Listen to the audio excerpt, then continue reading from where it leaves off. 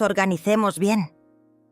Eso fue lo que me dijo Verónica mientras me tomaba las manos con una sonrisa que no le llegaba a los ojos. Me lo dijo con esa voz suave que siempre usa cuando está a punto de hacer algo que no me va a gustar. Lo supe en el instante exacto, aunque quise negarlo. Me lo repetí en la cabeza como un mantra absurdo mientras metía mis cosas en una maleta que ya no era mía. Solo temporal. Solo hasta que se organicen. Pero yo ya no era parte de esa organización. Era un obstáculo, un estorbo, una mujer mayor que había entregado todo lo que tenía, todo lo que había construido durante décadas, a los 3 hijos que había parido con dolor y criado con amor. Verónica, Rubén y Carla. Mi sangre, mi mundo. Recuerdo el día en que firmé los papeles. Fue en casa de Rubén, en una mesa larga de roble que todavía olía a barniz nuevo. Había flores sobre el mantel y Carla me sirvió té como si estuviéramos celebrando algo. Y yo, vieja tonta, lo sentí como una fiesta familiar. Había risas. Rubén me abrazó desde atrás mientras firmaba y me susurró que estaban orgullosos de mí, que ningún otro padre había hecho algo así por sus hijos. Lo hice por amor, porque no quería que tuvieran que pelear por mis cosas cuando yo muriera, porque creí que dándoles todo ahora podría verlos disfrutarlo. Verónica se mudó a una casa más grande. Carla pagó sus deudas. Rubén invirtió en su negocio. Yo me quedé en la misma casa de siempre, con mis plantas, mis libros y el eco de la voz de Julián, mi marido, que ya no estaba desde hacía 6 años. Al principio todo seguía igual. Me llamaban seguido, me visitaban los fines de semana. Martina, mi nieta, venía a dormir los viernes y me ayudaba a elegir películas viejas. Hacíamos palomitas de maíz y nos pintábamos las uñas de colores ridículos. Pero con el tiempo, las llamadas se hicieron más cortas, las visitas más esporádicas. Siempre había algo más urgente, una junta, un viaje, un resfriado. Martina también empezó a faltar. Me decía que tenía tareas, exámenes, que su mamá no la dejaba salir sola tan tarde. Yo no decía nada. Porque una madre entiende. Porque me repetía que era normal, que todos tienen sus propias vidas, que no debía molestar. Hasta que un día, Verónica apareció sin previo aviso, con una sonrisa apretada y una propuesta envuelta en celofán. «Mamá, queremos que descanses un poco. Estás muy sola aquí». «No estoy sola», le respondí. «Pero es peligroso.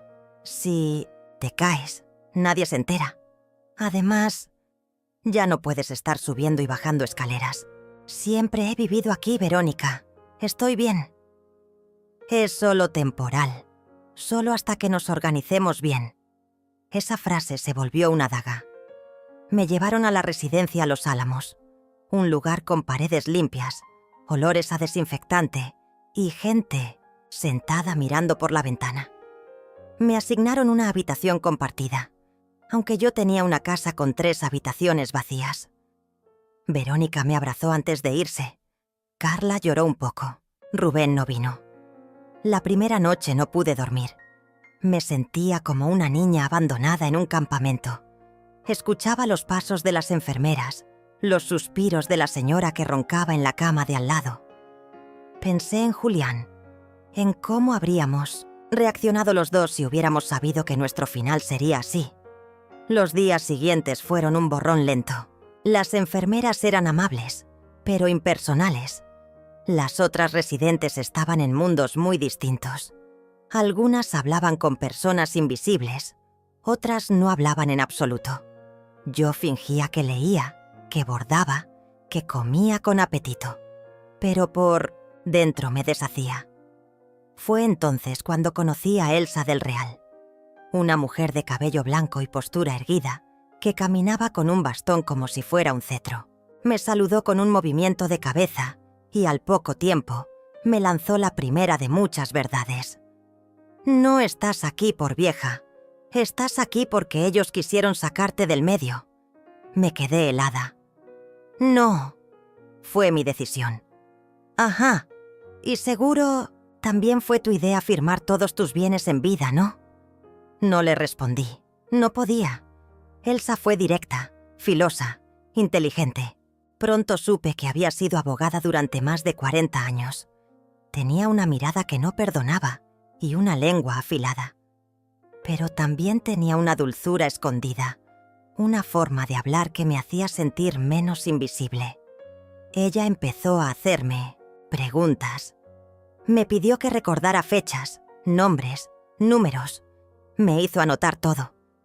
Las palabras se las lleva el viento, pero el papel arde más lento, decía. Y yo, sin saber por qué, empecé a hacerle caso.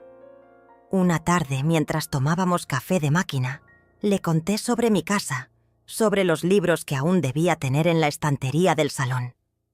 Elsa se quedó pensativa.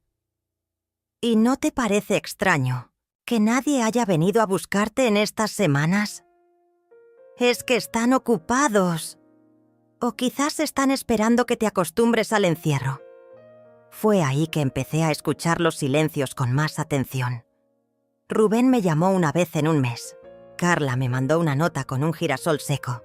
Verónica me mandó un mensaje de voz diciendo que estaba organizando todo para que pronto pudiera volver a casa, que no perdiera la paciencia.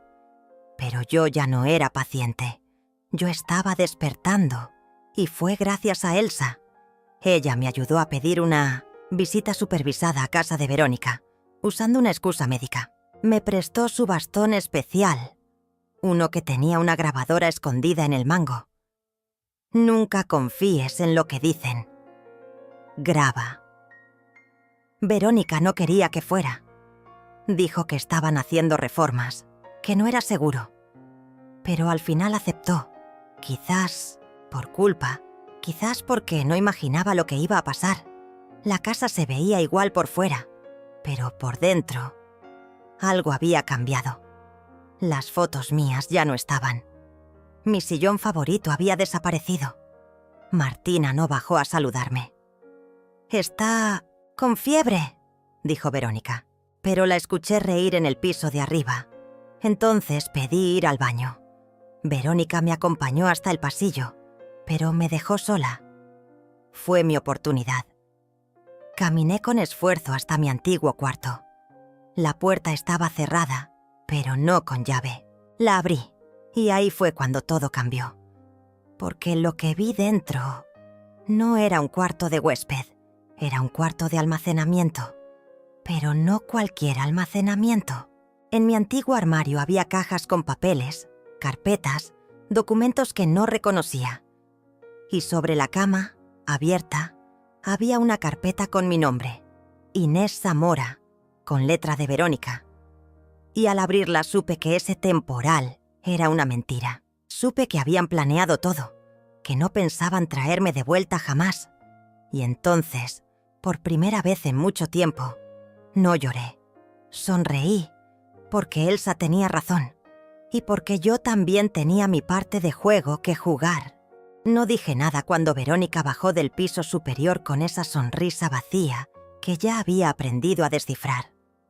Había cerrado la puerta de mi antiguo cuarto con calma, como si no hubiera visto nada. Pero dentro de mí, algo había estallado. No rabia, no tristeza. Era claridad, fría y cortante. Esa claridad que te dice que si no actúas ahora, te terminan borrando de tu propia historia. ¿Te sientes mejor, mamá?, me preguntó mientras me tomaba del brazo con suavidad. Sí, hija, mejor. Gracias por traerme. Verónica hablaba sin mirarme a los ojos. Me llevó de vuelta a la sala y me ofreció un té que no tomé. Quise ver a Martina, pero seguía con fiebre. Quise hablar con Rubén, pero estaba en una llamada de trabajo. Y Carla... Bueno, Carla hacía semanas que no daba señales. Volvimos a Los Álamos antes de que anocheciera. Verónica me dejó en la entrada sin bajarse del coche. Me Dijo que pronto las cosas volverían a su cauce y que no dudara de su amor. No respondí, solo asentí, como hacía siempre, como ellas esperaban que hiciera. Cuando entré en mi habitación, Elsa estaba sentada junto a la ventana, con las piernas cruzadas y su bastón sobre las rodillas.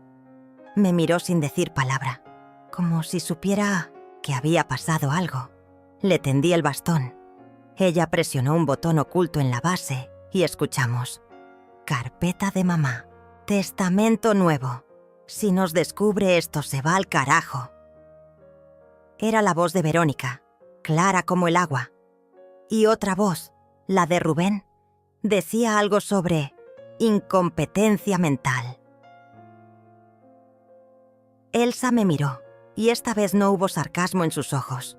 Solo respeto. Tenemos oro. Ahora hay que usarlo. Me explicó que lo que habían hecho conmigo no solo era moralmente atroz, sino legalmente cuestionable. Yo había transferido voluntariamente mis bienes, sí, pero si lograba demostrar que fue bajo presión, emocional o con manipulación, podía revertir el proceso. Claro, no sería fácil. Necesitaría ayuda. Conozco a alguien, dijo ella. Y no solo es buen abogado, también es mi sobrino. Y detesta la injusticia tanto como yo. Así fue como conocí a Esteban del Real. Llegó una mañana con un maletín de cuero y una expresión de pocos amigos. Me saludó con cortesía, pero sin condescendencia.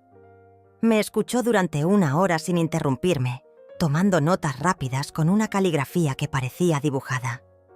«Van a pelear sucio», me advirtió. «Van a usar cada error tuyo contra ti.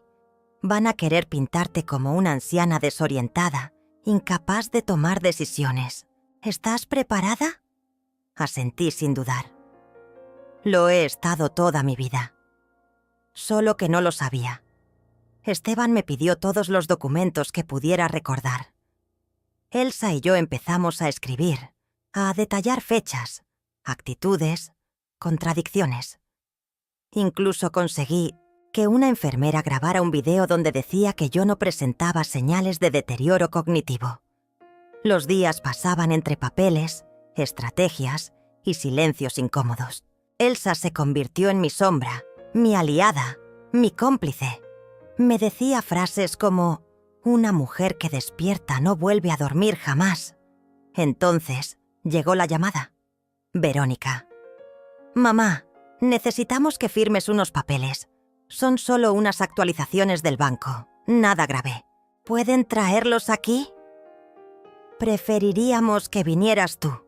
Así aprovechamos y comemos juntas». Esteban me miró cuando le conté. «Quieren que firmes algo que los proteja. Probablemente están asustados. Eso es bueno. Preparamos la visita, pero esta vez no fui sola. Esteban me acompañó, haciéndose pasar por un asistente social. Vestía sencillo, hablaba poco y observaba mucho. Al llegar, Verónica abrió la puerta con una sonrisa tensa. Rubén estaba en la cocina. Carla no apareció. Me sentaron en la mesa y me pusieron delante un sobre manila. Dentro, varios documentos. No los toqué. ¿Puedo llevarlos para revisarlos con calma?, pregunté. «Preferiríamos que firmaras ahora», insistió Rubén. «Yo preferiría no hacerlo sin leer», respondí con firmeza. Entonces Esteban habló por primera vez. «Como representante legal de la señora Zamora, tengo que advertirles que cualquier presión para que firme documentos puede ser interpretada como coacción». El silencio fue absoluto. Verónica se levantó bruscamente. Rubén murmuró algo entre dientes, y yo, por primera vez en mi vida, no me sentí pequeña. Salimos de esa casa con los papeles y una amenaza silenciosa flotando en el aire. Esa noche, Elsa me sirvió té y me miró con orgullo. «Hoy empezaste a recuperar tu nombre, pero la guerra no había hecho más que comenzar. Al día siguiente recibí una carta. Oficial. Rubén solicitaba una evaluación médica de mi capacidad mental. Alegaba que había notado cambios preocupantes en mi comportamiento. «Están atacando», dijo Esteban. «Pero esto puede jugar a nuestro favor». Preparamos la defensa. Conseguimos informes de médicos, testimonios de enfermeras, videos de conversaciones lúcidas. Elsa incluso testificó sobre mi claridad. Y lo hizo con esa voz que no deja lugar a dudas. La audiencia fue en una sala fría del juzgado civil. Me senté frente a mis 3 hijos. Verónica tenía los labios apretados. Rubén no me miraba. Carla estaba pálida. El juez me hizo preguntas, muchas, sobre fechas, nombres, decisiones. Respondí con firmeza, sin titubear. Conté mi historia, sin dramatismo, pero con verdad. Hablé de mis plantas, de mis libros, de cómo la casa se fue vaciando de mí hasta quedar convertida en un almacén de sus intereses. El juez escuchó, y cuando habló, lo hizo sin levantar la voz. La señora Zamora no presenta signos de incapacidad. Por lo tanto, cualquier documento que haya firmado sigue siendo válido, pero puede ser impugnado si se demuestra manipulación. Esa palabra fue la grieta. Manipulación. Salimos del juzgado sin mirarnos, pero sabía que esto recién comenzaba. Esa noche no pude dormir. Pensé en Julián, en cómo habría reaccionado él. Pensé en lo fácil que fue para ellos darme por terminada, pero también pensé en lo mucho que me quedaba por hacer, porque ahora tenía un aliado. Tenía a Elsa, tenía a Esteban, y lo más importante, me tenía a mí misma. Lo que no sabía era que la siguiente traición vendría de donde menos lo esperaba. Martina, mi nieta, mi luz. Y eso dolería más que todo lo anterior. El silencio de Martina me carcomía por dentro. Ella no sabía nada de los documentos, de la pelea legal, de las humillaciones sutiles. Al menos, eso quería creer. Quería pensar que mi nieta seguía siendo la niña que venía a mi jardín a buscar mariquitas con los dedos llenos de tierra, la misma que me decía «Abu», con voz de caramelo mientras se dormía en mi regazo. Pero en los últimos meses, su presencia había menguado. Sus mensajes eran secos, sus visitas escasas. Pensé que quizás estaba en esa etapa donde los adolescentes se alejan un poco para encontrarse.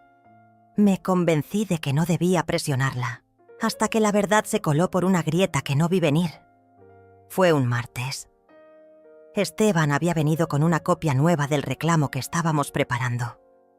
Elsa dormía en su sillón, con una mantita en las piernas y una taza vacía entre las manos. Yo guardaba los papeles en mi armario cuando sonó mi celular. Un número desconocido. Contesté. «¿Abuela? Soy yo. Martina». Sentí que se me aflojaban las piernas. «Mi niña, ¿estás bien?»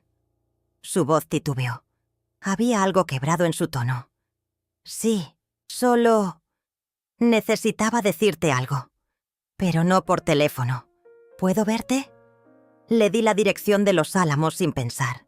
No pasaron ni 2 horas y ya estaba en la entrada, con una sudadera gris, el cabello recogido y los ojos húmedos. Nos sentamos en el banco del jardín, bajo el jacarandá que recién empezaba a florecer. «Hay cosas que no entiendo, Abu. Cosas que me esconden. Papá dice que estás confundida, que estás enferma, pero no pareces enferma». Me temblaron los labios. Respiré hondo. «No estoy enferma, Martina. Estoy dolida, pero no enferma». Me miró con esos ojos que siempre fueron tan parecidos a los míos. Entonces sacó su celular y me mostró algo. Un audio. Era la voz de Carla. «Mamá ya firmó. Ahora no puede reclamar nada. De aquí al asilo definitivo es solo cuestión de tiempo. Ella ni se entera». Me quedé inmóvil. No por la revelación, sino porque fue mi nieta quien me la mostró. Encontré esto en el chat de grupo familiar. No debería haberlo escuchado. No debería tenerlo. Pero necesitaba saber. Entonces lo supe. Martina ya no era una niña. Había visto lo suficiente. ¿Y ahora qué, mi vida? Le pregunté con un nudo en la garganta. Ahora te ayudo, sea como sea. La abracé como si el tiempo se me escapara entre los brazos. Sabía que la estaba metiendo en algo que podía quebrarla, pero también sabía que había cosas que una debe enfrentar, aunque duelan. Desde ese día, Martina se convirtió en mi mensajera. Me pasaba información, fotos, documentos, todo lo que encontraba en los correos de sus padres. Me juró que jamás lo hacía por odio, sino por justicia. Y entonces, entre esos archivos, encontramos algo que nos cambió todo el panorama. Una transferencia. $30,000 enviados desde una de mis antiguas cuentas, la que Verónica me había convencido de cerrar, a una cuenta en Islas Caimán a nombre de Rubén. Esteban palideció cuando lo vio. Esto es gravísimo. Ya no es solo manipulación. Esto es fraude. Preparó un informe urgente y lo presentó ante el juzgado como medida cautelar. Pero la reacción fue más rápida de lo esperado. Al día siguiente recibí una notificación. Mis hijos habían interpuesto una denuncia por difamación agravada contra mí. Alegaban que yo estaba siendo manipulada por terceros para destruir su imagen pública y profesional. La noticia salió en los medios locales. Anciana millonaria acusa a sus hijos de robarle. La batalla familiar que escandaliza a la ciudad. Verónica me llamó furiosa. ¿Qué estás haciendo, mamá? ¿Qué clase de espectáculo es este? El que ustedes comenzaron el día que me hicieron sentir invisible. No respondió. Cortó. Martina lloró. Sentía que todo era culpa suya. Le dije que no, que ella había traído la luz donde solo había sombras, pero las sombras no se irían sin pelear. Una noche alguien arrojó piedras contra las ventanas de los Álamos. Nadie resultó herido, pero fue una advertencia. Elsa no se inmutó. Ahora saben que no estás sola. Eso los desespera, y tenía razón. Cuando creyeron que podían manipularme, se sentían poderosos. Ahora que sabían que tenía voz, temblaban. Esteban organizó una rueda de prensa. Me senté frente a los micrófonos y hablé con calma. Conté mi historia sin victimizarme, pero sin suavizarla. No estoy aquí para destruir a mis hijos. Estoy aquí para recordarme a mí misma que valgo. Las redes estallaron. Muchas mujeres mayores escribieron mensajes de apoyo, historias similares, humillaciones silenciosas, abandonos disfrazados de «por tu bien». Y en medio de ese torbellino, Carla apareció. Se presentó en los Álamos sin avisar. Llevaba gafas, oscuras, una chaqueta costosa y un semblante altivo. «Necesito hablar contigo», dijo. La llevé al comedor. Se quitó las gafas. Tenía los ojos enrojecidos. «Yo no quería esto, mamá. No así. Pero, Verónica...» Ella fue quien planeó todo. Rubén solo siguió. Yo me dejé arrastrar. No dije nada. Solo escuché. Sé que no tengo perdón, pero si decides seguir adelante con esto, quiero que sepas que yo voy a declarar a tu favor. La miré. No supe si era verdad, si era estrategia o si era culpa, pero algo en su voz sonaba distinto. No lo hagas por mí, Carla. Hazlo por ti. Sé, fue sin abrazarme, pero con los hombros un poco más bajos, como si por fin soltara algo. Martina me abrazó esa noche con fuerza. Lo estás logrando, Abu. Pero yo sabía que aún faltaba el golpe final. Aquel que demostraría que no era solo una madre despechada, sino una mujer que había decidido no callar más. Y ese golpe estaba más cerca de lo que imaginaba, porque en la siguiente audiencia, frente a jueces, abogados y mi propia sangre. Revelaría un secreto que nadie, ni siquiera yo, había querido mirar por años. Un secreto que pondría a todos contra la pared. Un secreto que empezó el día que Julián murió. Desde la muerte de Julián, nunca había hablado de él más allá de lo necesario. Decía que era para no atormentar a los demás, pero la verdad era que me dolía demasiado recordarlo. Julián no fue un hombre perfecto, pero sí fue justo. Cuando lo conocí, yo trabajaba como asistente en una biblioteca pública. Él venía todas las semanas a revisar los boletines del gobierno, obsesionado con la idea de crear algo propio, algo duradero. Me enamoré de su forma de mirar el mundo, con una mezcla de ternura y ambición que pocas veces había visto en alguien. Tuvimos nuestros momentos difíciles, sobre todo cuando los negocios comenzaron a crecer y él pasaba más tiempo en viajes que en casa, pero siempre volvía con flores o con una carta escrita a mano. Me decía que sin mí, todo ese éxito no tendría sentido. Durante más de 30 años construimos juntos una empresa inmobiliaria que, al final, nos convirtió en una familia acomodada. Nuestros hijos crecieron con comodidades que nosotros nunca habíamos tenido. Y eso, lo sé ahora, fue nuestro primer error. Crecimos creyendo que darlo todo era amar, pero al final descubrimos que dar demasiado también podía cegar. Julián murió repentinamente, un infarto mientras dormía. Lo encontré por la mañana, frío, con la mano aún cerrada sobre el lado de mi cama. Esa imagen me persiguió durante años. Y lo que siguió, la forma en que todo cambió tan rápido, fue como si su ausencia hubiera abierto una jaula donde todos los instintos salieron a la superficie. Verónica fue la primera en sugerir que reorganizáramos las cuentas. Rubén habló de eficiencia fiscal. Carla al principio se mostró reticente, pero acabó cediendo. Yo estaba paralizada. Era como si sin él ya no tuviera una brújula. Pero en el fondo, siempre sospeché que había algo más, que su muerte, aunque natural en apariencia, tenía un halo de sospecha. Julián era cuidadoso, hacía ejercicio, comía bien. No había antecedentes. Siempre decía que quería vivir hasta los 80 y ver a sus nietos casarse. Y no lo logró. No llegamos ni a planear su retiro. Esa duda me había acompañado en silencio, pero ahora, con todo lo que estaba saliendo a la luz, decidí enfrentarla. Le pedí a Esteban que solicitara la exhumación del cuerpo para un nuevo examen toxicológico. Fue un proceso complicado, legal y emocionalmente. Pero me lo debía. Le debía esa verdad. Mientras tanto, la tensión con mis hijos aumentaba.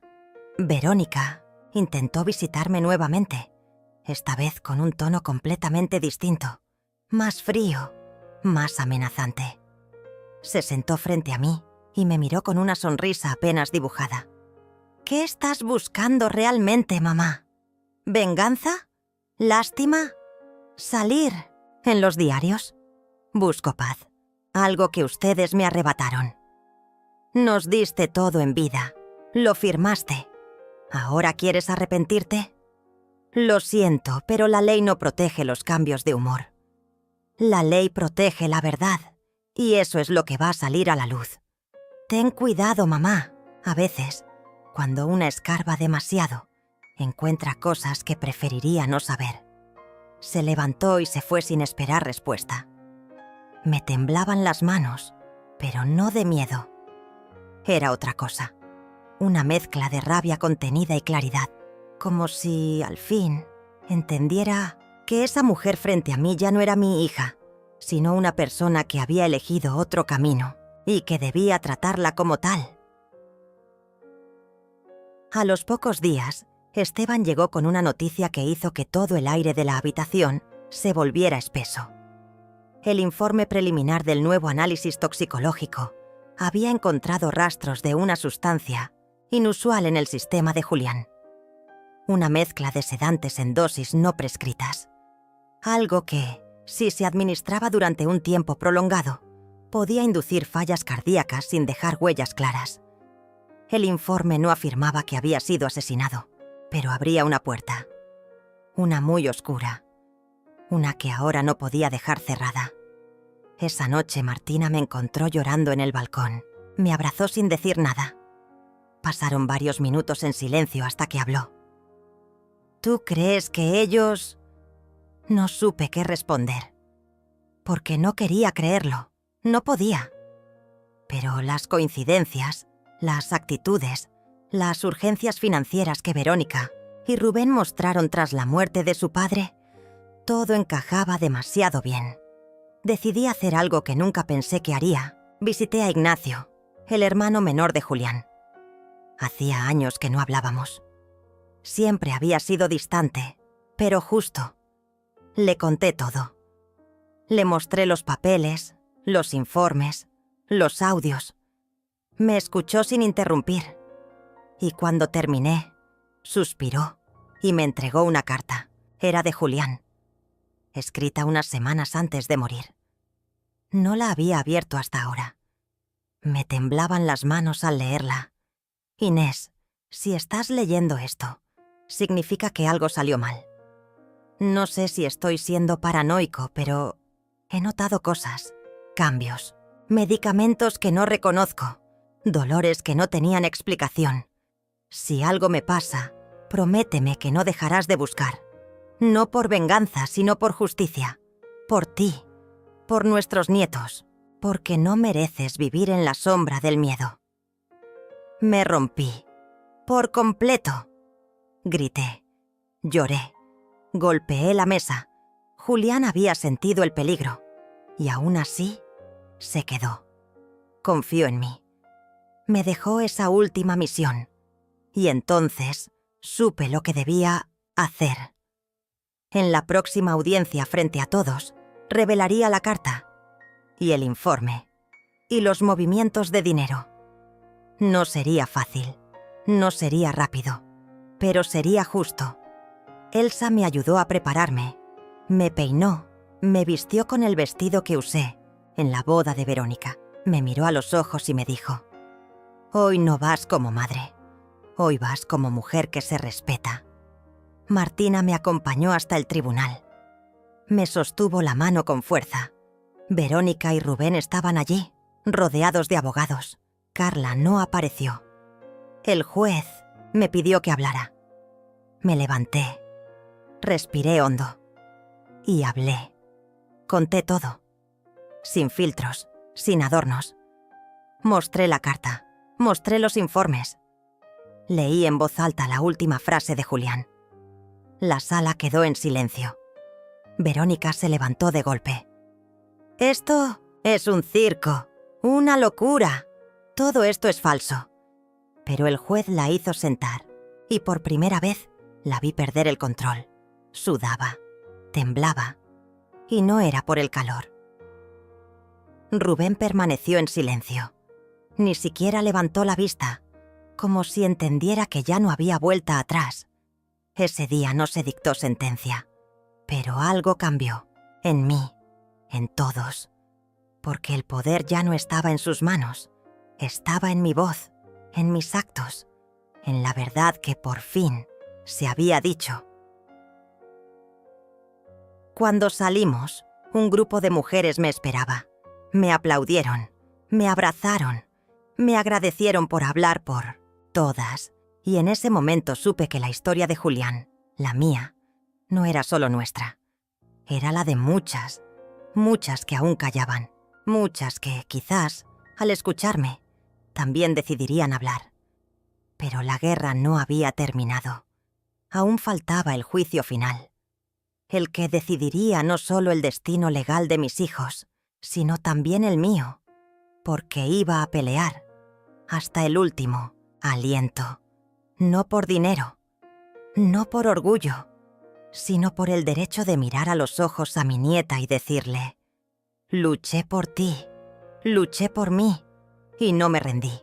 No dormí en toda la noche. Escuchaba los ruidos de la casa como si fuera la primera vez que vivía en ella. El crujido de la madera, el golpeteo suave de las ramas contra los vidrios, el eco de mis propios pasos en los pasillos. Había algo en esa quietud que me mantenía alerta, como si supiera que lo peor aún no había pasado. El juicio estaba en pausa, pero las consecuencias de mi testimonio ya se sentían en el aire. No solo había abierto una herida profunda en mi familia, también había removido algo mucho más grande: la imagen de una madre sumisa que aceptaba todo sin decir palabra. Esa Inés ya no existía. Martina se quedó conmigo esa noche. Se acostó a los pies de mi cama como cuando era niña, y aunque no dijo nada, su presencia me sostuvo. A la mañana siguiente, mientras tomábamos café en la cocina, me miró con una expresión que nunca antes le había visto. «Abuela, ¿alguna vez pensaste en irte y empezar de nuevo?». La pregunta me descolocó.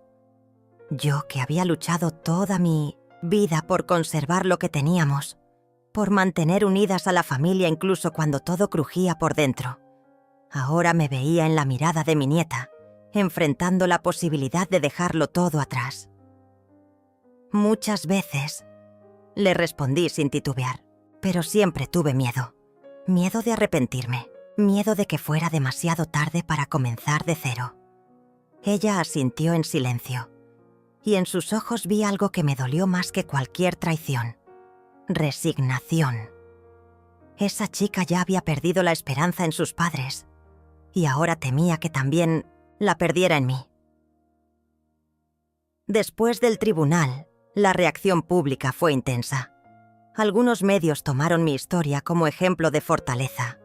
Otros cuestionaban mis motivos, insinuando que todo se trataba de una disputa por herencia. Recibí cartas de mujeres que me contaban historias similares, algunas incluso más crueles.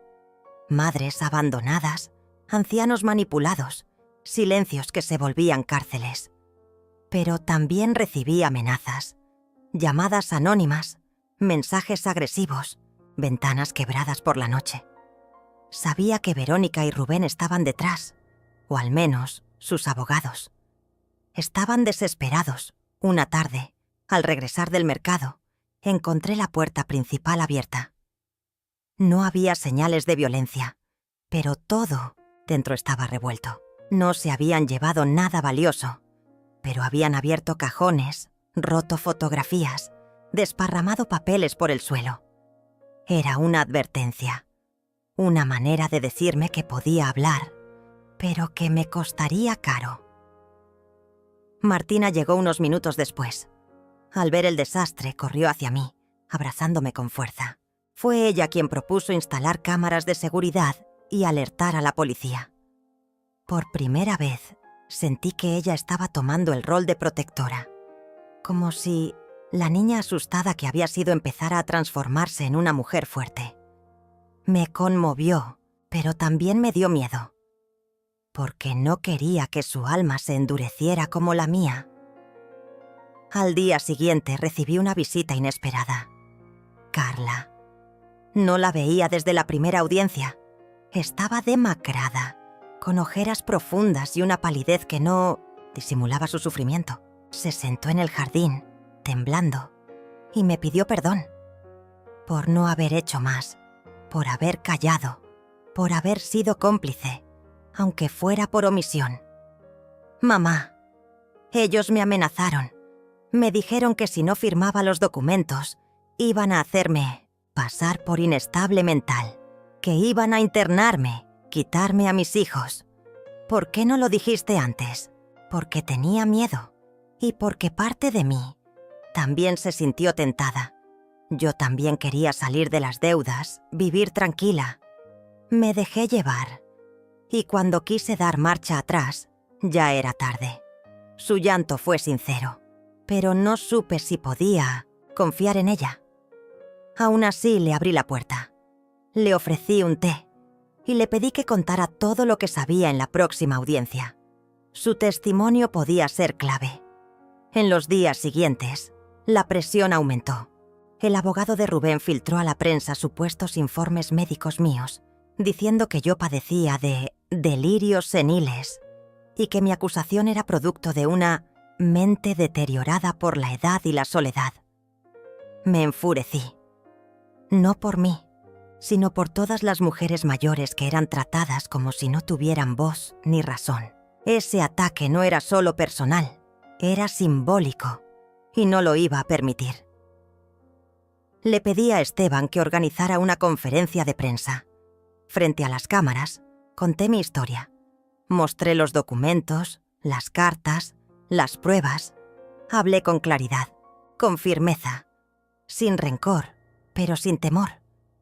Y al final, dije una frase que se volvió viral.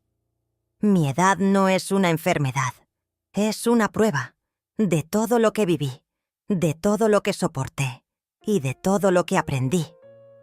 La respuesta fue inmediata. Miles de mensajes de apoyo, mujeres mayores agradeciéndome por hablar en su nombre, jóvenes preguntándome cómo podían ayudar. Pero también llegó el golpe más duro. Martina recibió un correo anónimo, fotos suyas entrando a la casa, conversando conmigo. El mensaje era claro: aléjate o pagarás las consecuencias. Ella me lo mostró con lágrimas en los ojos. Le temblaba la voz. Me pidió que se fuera, que la protegiera. Abuela, no puedo perderte. No ahora, no después de todo lo que descubrimos. No voy a huir, Martina. No más. Si me callo ahora, todo esto habrá sido en vano. Ella me abrazó con una desesperación que partía el alma.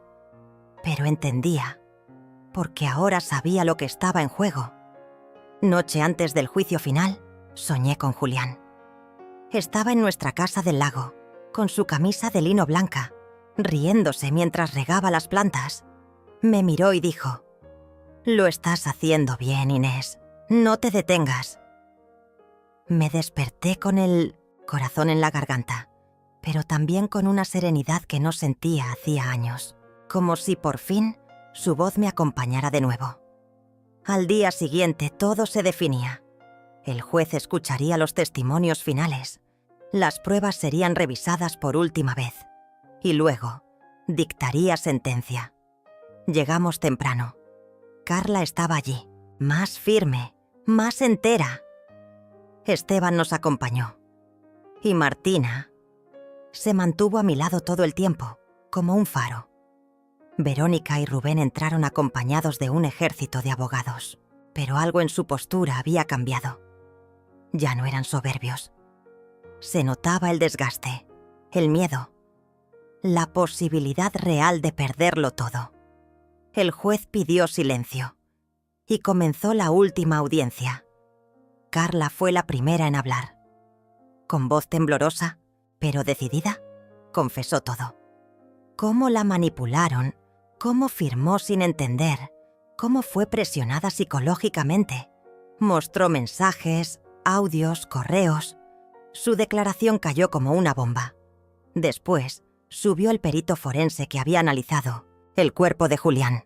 Confirmó que la sustancia hallada no era parte de ningún tratamiento prescrito y que, en dosis prolongadas, podía causar un paro cardíaco. Rubén se removía en su silla. Verónica miraba al suelo. Y entonces fue mi turno. Caminé hacia el estrado con pasos firmes. Miré al juez y hablé de Julián, de mi familia, de la traición, del miedo, del silencio y del valor. Terminé mi declaración mirando a mis hijos directamente. No estoy aquí por odio. Estoy aquí por amor. Amor a la verdad. Amor a lo que construimos y ustedes destruyeron. No quiero venganza. Quiero justicia. El juez tomó nota, cerró su carpeta y anunció que la sentencia sería leída en 3 días. Salimos del tribunal bajo una lluvia fina. La ciudad parecía guardar un silencio respetuoso. Martina me tomó de la mano. No sé cómo va a terminar esto, abuela, pero estoy orgullosa de ti. Yo también lo estaba, porque más allá de lo que decidiera un juez, yo ya había ganado algo más importante. Había recuperado mi voz. Y ahora faltaba el final, el cierre, La verdad completa. Y estaba lista para enfrentarlo. Con todo, sin miedo, porque ya no estaba sola. Los días que siguieron a la audiencia final fueron una mezcla de calma tensa y vigilancia constante. Sabía que la sentencia se acercaba, pero no me atrevía a imaginar qué palabras saldrían de la boca del juez. Mi mente daba vueltas con todos los escenarios posibles. Ninguno era realmente tranquilizador. Cada vez que la puerta del teléfono sonaba, mi corazón se detenía por un instante, temiendo malas noticias. Martina no me dejaba sola. Se convirtió en mi sombra, en mi escudo, como si entendiera que en cualquier momento el mundo podía derrumbarse de nuevo sobre nosotros. A pesar de todo, ella seguía firme, y su fortaleza me ayudaba a no caer en la desesperación. Por primera vez, sentí que ya no era la única que luchaba. Habíamos dejado de ser dos para ser un ejército invisible contra la injusticia. Una mañana, mientras organizaba papeles en la mesa del comedor, llegó una carta del tribunal. Mis manos temblaban al abrirla. No era la sentencia, sino una notificación para una audiencia complementaria, una oportunidad para presentar nuevas pruebas. Carla había decidido cooperar plenamente y, junto con mi abogado, habíamos conseguido recolectar más evidencia que confirmaba la manipulación que sufrimos. Sentí un pequeño alivio, una luz en medio de la oscuridad. Pero la sombra de la incertidumbre seguía presente. ¿Sería suficiente? ¿O seguirían jugando con nuestras vidas y emociones para salirse con la suya? Los días que siguieron se llenaron de reuniones, llamadas y preparación. Esteban se convirtió en el pilar que nos sostuvo a todos, uniendo fuerzas con Martina y Carla para armar una defensa sólida. Mientras tanto, Verónica y Rubén no se quedaban quietos. Sabía que estaban preparando su contraataque, probablemente buscando cualquier detalle que pudieran usar para desacreditarnos. La tensión era palpable en cada encuentro familiar, que ya no eran encuentros, sino batallas silenciosas. En cada mirada, en cada palabra no dicha, sentía el veneno del resentimiento y la traición que se había acumulado durante años. Una noche, cuando el cansancio parecía querer vencerme, recibí una llamada inesperada. Era Rosa, mi hermana menor. No la había visto en meses, pero su voz sonaba firme y determinada. «Inés, quiero ayudarte», dijo. «He estado investigando y creo que encontré algo que podría cambiarlo todo». Mi corazón se aceleró. Durante años, Rosa había sido una presencia distante, siempre ocupada con su propia vida. Pero ahora, en medio de esta tormenta, se acercaba con una promesa de apoyo. Me contó que había contactado a los antiguos empleados de la clínica donde habían internado a Julián, que muchos habían visto irregularidades, que había documentos ocultos y que algunos testimonios podían corroborar nuestra versión de los hechos. Nos vimos al día siguiente en un café discreto. Mientras hablábamos, Rosa me entregó una carpeta con fotos, grabaciones y cartas. Su expresión era seria, pero llena de esperanza. «Esto no es solo para ti, Inés», dijo. «Es para todas las personas que han sido silenciadas por el poder y la avaricia. Tenemos que exponer la verdad». Sentí que un nuevo aire entraba en mi pecho. No estábamos solas. Mi familia real, la que elegía estar conmigo, empezaba a formarse alrededor de esta causa. Pero sabía que el camino sería peligroso. El enemigo era fuerte y no dudaría en atacar con más fuerza. Mientras tanto, Verónica intensificaba sus visitas al asilo, aunque, temporalmente dijeron, la verdad era que cada día que pasaba, la idea de que me quedara ahí para siempre se hacía más real. Sentía el frío de las paredes y el silencio impuesto, como si quisieran apagar mi voz. Pero no lo lograban. Desde mi habitación podía ver el jardín y el horizonte, recordándome que la libertad no era solo un lugar, sino un estado de ánimo. Un día, decidí salir a caminar por los pasillos. El aire estaba cargado de melancolía y abandono, pero también de historias no contadas. En el salón común vi a otros ancianos sentados, algunos con la mirada perdida, otros con historias similares a la mía.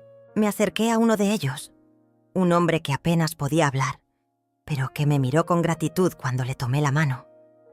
En ese momento entendí que no solo luchaba por mí, sino por todos los que habían sido olvidados y relegados a la soledad. Entonces, en una de esas caminatas, escuché una conversación entre las enfermeras. Hablaban en voz baja sobre los documentos que Rosa había entregado a un periodista local. Se comentaba que el caso comenzaba a tener repercusión y que el asilo estaba bajo presión para mantener todo en silencio.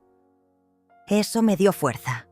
Sabía que el mundo empezaba a abrir los ojos, pero la tranquilidad era efímera. Una noche, alguien intentó entrar en mi habitación. Escuché pasos, murmullos. Mi instinto me alertó y llamé a Martina. Ella llegó justo a tiempo para ahuyentar al intruso. Esa noche las amenazas se hicieron más claras. No solo era una disputa legal, era una guerra personal. El día de la audiencia complementaria llegó. Esteban y Carla me acompañaron, junto con Rosa. Cada uno llevaba el peso de nuestra historia, pero también la esperanza de justicia. Frente al juez presentamos las nuevas pruebas, testimonios, documentos y grabaciones que mostraban la verdad oculta.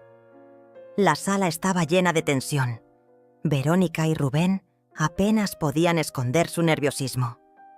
En ese momento comprendí que estábamos muy cerca del desenlace. Al salir del tribunal, Martina me abrazó fuerte.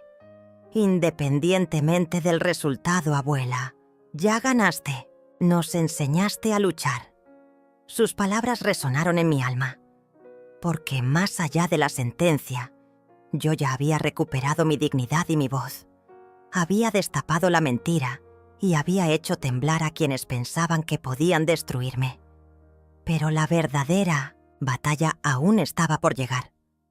Sabía que el final de esta historia no sería solo un cierre legal, sino un renacer personal, y estaba lista para eso, con la fuerza de quien ha sido herida, pero nunca derrotada.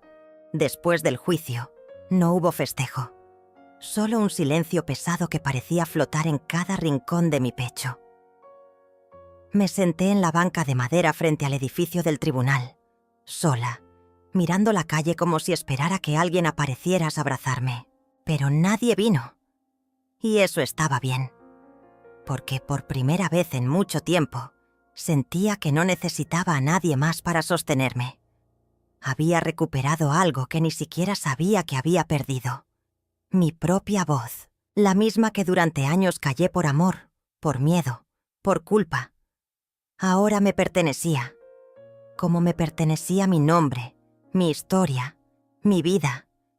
Esa que me habían arrancado cuando entregué todo lo que tenía, creyendo que eso me convertiría en una buena madre.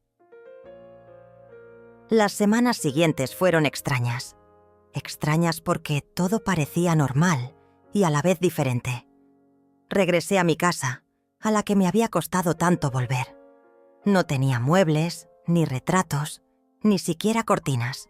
Estaba vacía, como si hubiera sido despojada de su alma, igual que yo.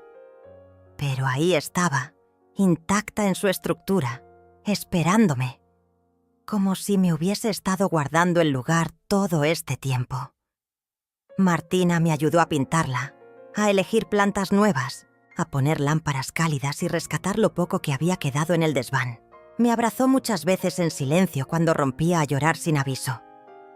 «Estás volviendo a nacer, Leticia», me decía. Y yo me aferraba a esa idea como un náufrago a un pedazo de madera.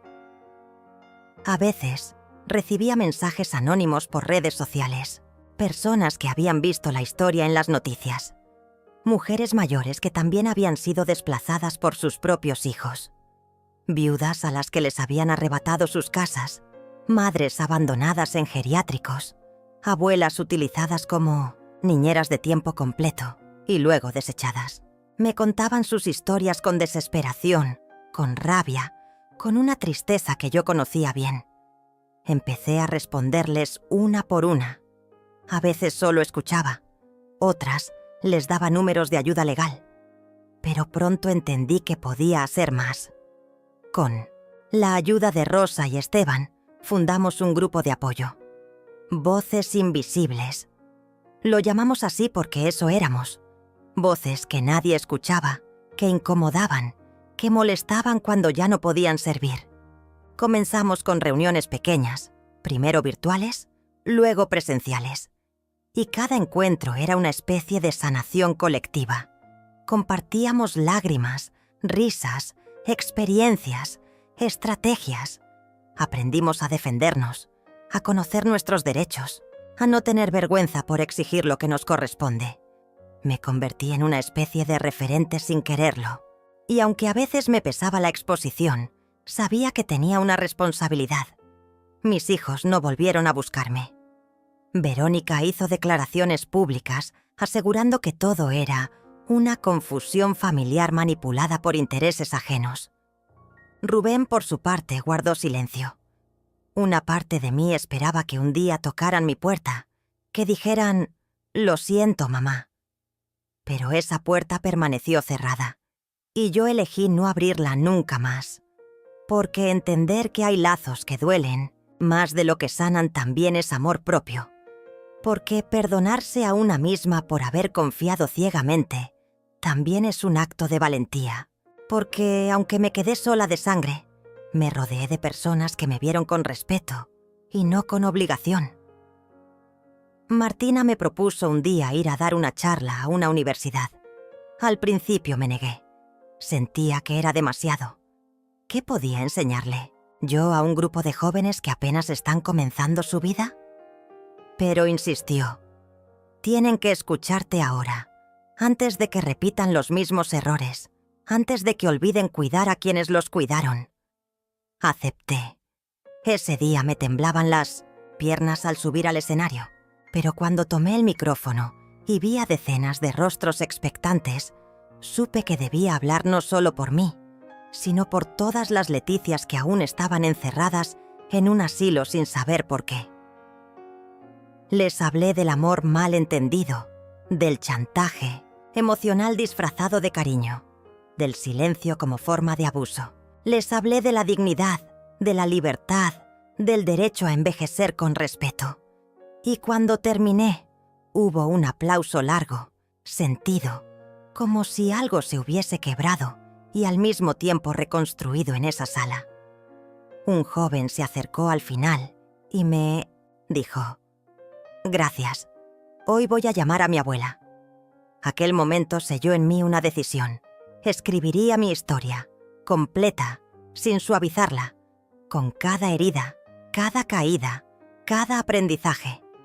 No como una venganza, sino como un legado, para que el mundo supiera que el abandono no siempre ocurre en silencio, que a veces se disfraza de promesas, de palabras vacías, de gestos de lástima. Y que denunciarlo no es traicionar a la familia, sino protegerse del daño. Hoy vivo sola, sí. Pero no estoy sola. Mis días son simples pero plenos. Tomo café en la terraza, cuido mis plantas, leo libros que había dejado pendientes durante años. Me miro al espejo sin buscar arrugas ni tiempo perdido. Me miro para reconocerme, para decirme, «Lo lograste». A veces, extraño lo que pudo haber sido. A veces me duele recordar las tardes con mis hijos cuando eran niños, las risas, los abrazos. Pero aprendí que el pasado no debe usarse como prisión, sino como lección, que uno puede amar lo que fue, sin permitir que nos destruya lo que es. Y si alguna vez me pregunto si valió la pena, si habría hecho las cosas diferente, siempre llego a la misma conclusión. Sí, valió la pena. Porque cuando abrí esa puerta del cuarto en el asilo y vi mi vida resumida en una maleta olvidada, entendí que mi historia no podía terminar ahí, que aún tenía capítulos por escribir, batallas por ganar, palabras por decir. y porque fue desde ese abismo que encontré la fuerza para volar. Para quienes escuchan mi voz, quiero dejarles una última frase, una que nació de mi dolor, pero también de mi renacimiento. Nunca es tarde para recuperar tu nombre, tu casa y tu alma. Lo que otros intenten arrebatarte, recupéralo con dignidad, porque nadie puede encerrar para siempre a quien decide liberarse. Esa es mi verdad, mi legado, mi victoria, y es toda mía. Durante mucho tiempo me pregunté cómo había permitido que todo llegara tan lejos. ¿Cómo fue que, sin apenas darme cuenta, terminé sentada sola en una habitación fría, en un lugar que llamaban hogar de ancianos, pero que en realidad no era más que una sala de espera para quienes dejaron de ser útiles? Me tomó años entender que el amor, cuando no se cultiva desde la verdad y el respeto, puede convertirse en una jaula, y que el mayor error que cometí no fue entregar mi herencia en vida, sino entregar mi dignidad para mantener el afecto de aquellos que nunca supieron cómo cuidarla. Hay algo que nadie te dice cuando te conviertes en madre. Te hablan del amor infinito, de las noches en vela, del orgullo cuando caminan por primera vez o dicen mamá. Pero nadie te advierte del dolor de ver a ese mismo ser humano, al que tú criaste, transformarse en alguien que te desconoce, en alguien que te mira con la impaciencia de quien observa una carga, en lugar de una madre. Durante mucho tiempo pensé que quizá había fallado en algo, que si mis hijos se alejaban de mí, si me escondían de sus vidas, si me consideraban una molestia, tal vez era porque no había hecho suficiente. Pero ahora entiendo que muchas veces el problema no es lo que dimos, sino lo que ellos decidieron no valorar. El proceso de sanar no fue fácil. Me tomó tiempo volver a mirarme al espejo y ver a una mujer entera, digna, fuerte. Me costó confiar de nuevo en mis palabras, en mis decisiones, en el derecho a decir no. El día que abrí esa puerta en el asilo y descubrí a mi hija Mariana vaciando mis cosas, dispuesta a llevarse hasta mi privacidad, fue el mismo día en que una parte de mí despertó. Como si toda la humillación acumulada durante años se transformara, de pronto, en una necesidad urgente de levantarme y hablar. Y lo hice. Hablar fue el primer acto de libertad. Denunciar, poner límites, hacer visibles mis heridas. No fue por venganza, no fue por rencor, fue por mí, por la mujer que fui, por la madre que aún soy, por la persona que merecía respeto. Y también fue por otras mujeres, otras madres, otros abuelos, que tal vez hoy están sentados frente a una ventana, esperando una llamada que no llega. Cuando Julieta me abrazó y me dijo que no estaba sola, algo se quebró y algo se reconstruyó. Ella fue mi faro cuando todo se sentía oscuro. Su presencia constante, su forma de escuchar sin juzgar, fue el abrazo que mis hijos dejaron de darme. Porque a veces la familia no nace con la sangre, sino con el alma. Y a veces, una amistad verdadera puede salvarnos más que 100 lazos familiares vacíos. Hoy vivo en mi casa, una casa que recuperé no solo con abogados, sino con coraje. Una casa que ahora huele a café, a flores frescas y a tardes de conversación con personas que me valoran. Mis nietos vienen a visitarme, poco a poco, descubriendo que su abuela no es una anciana enferma que estorba, sino una mujer con historias, fuerza y amor que ofrecer. A veces recibo cartas de personas que escucharon mi historia.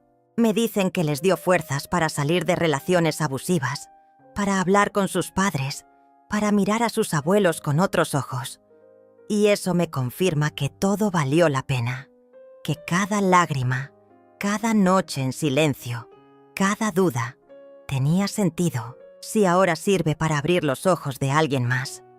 Aprendí que la edad no nos hace invisibles, que la voz de una mujer mayor puede ser tan poderosa como el grito de una multitud, que el respeto no se pide, Se exige que el amor debe ir acompañado de cuidado y que cuando alguien deja de hacerlo, hay que irse, aunque duela.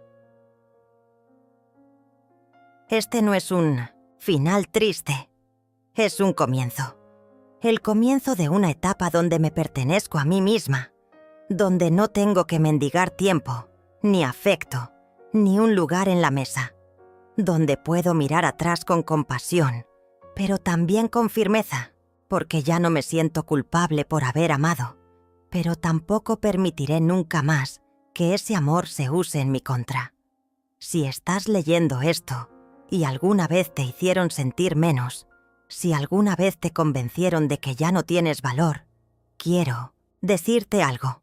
Todavía estás a tiempo. Todavía puedes decir basta.